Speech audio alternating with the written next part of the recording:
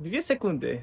Tyle mi brakło, żeby oficjalnie przebiec maraton poniżej 3 godzin. 25 lat doświadczenia w kung fu nauczyło mnie, że zawsze takie sytuacje prowadzą mnie dokądś. Dzisiaj rozkładam ten bieg na czynniki pierwsze, pokażę wam, jak trzymałem się swojej strategii, gdzie zgubiłem te 2 sekundy i dlaczego to jest dopiero początek mojej przygody w bieganiu. Cześć, jestem Tomek.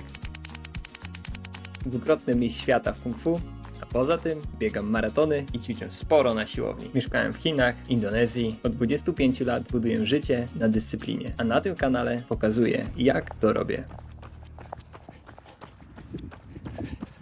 Jestem z powrotem w Budapeszcie. Rozchodziłem wszystkie moje zakwasy nad jeziorem Como we Włoszech. Dzisiaj jest czas na pierwszy bieg po maratonie. Zobaczymy, jak nogi się sprawują. Jest piękna pogoda. Chodźcie, pokażę wam troszkę Budapesztu.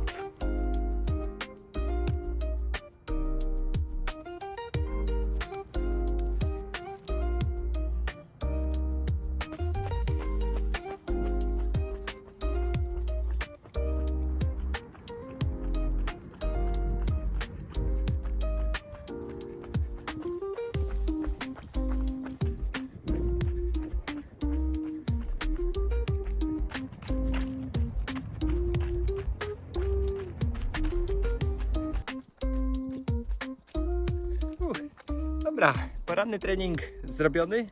10 km w 52 minuty 7 sekund w tempie 5 minut i 12 sekund na kilometr. Lekki bieg, pierwszy po maratonie. Czuję się naprawdę super. Najlepszym sposobem jednak na zakwasy jest wprawić ciało w ruch.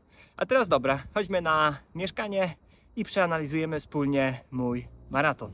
Odpalam Garmina i przeanalizujmy sobie razem ten maraton. Zacznijmy od liczb. Garmin naliczył mi 42 km i 500 metrów. To jest ponad 300 metrów więcej niż oficjalny dystans maratonu i podejrzewam, że te 300 metrów kosztowało mnie mój czas, mój cel.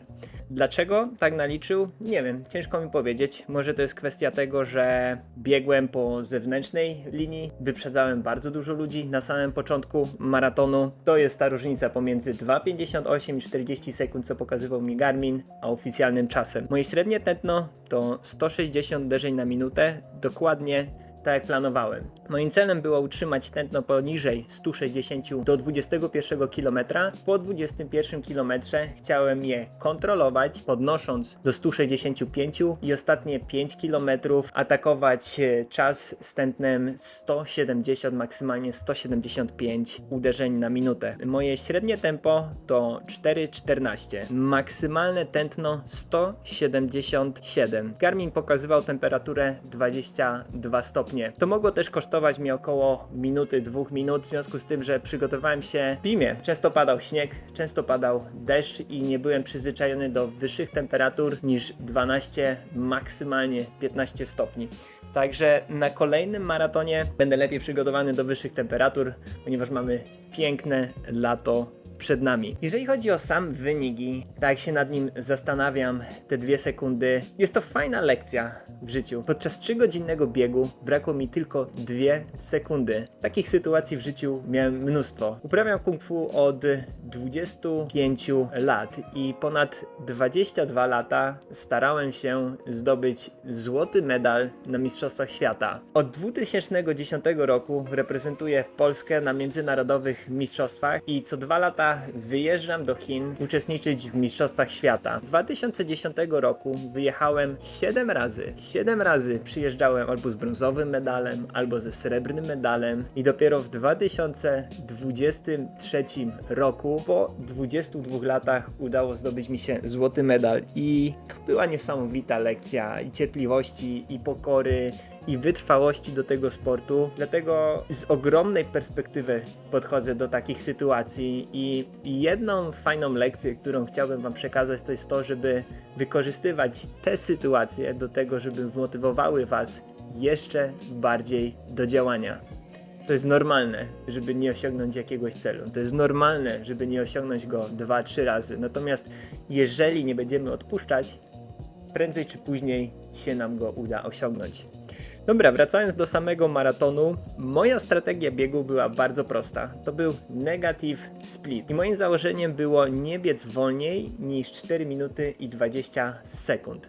Pierwszą część maratonu biegłem wolniej i na 21 km mój czas to była 1 godzina 30 minut i 6 sekund. Następnie starałem się kontrolować to tempo i samą końcówkę atakować. Były 2-3 momenty, gdzie miałem wolniejszy czas niż 4 minuty 20. Dlaczego?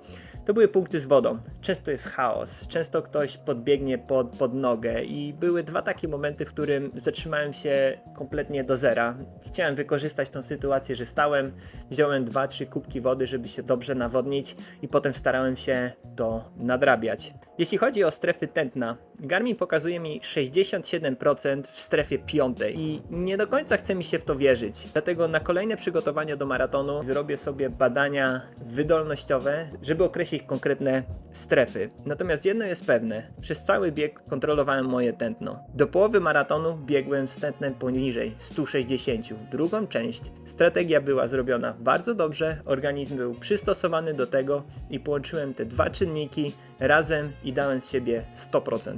Na podstawie tej analizy jest kilka rzeczy, które zaimplementuję w kolejnym maratonie i przygotowaniu na kolejny maraton. To jest po pierwsze, robię badania wydolnościowe, żeby określić strefy. Po drugie, będę biegł po optymalnej linii maratonu i nie robił większych łuków. Po trzecie, punkty z wodą. Przećwiczyć technikę picia wody przy szybkim biegu.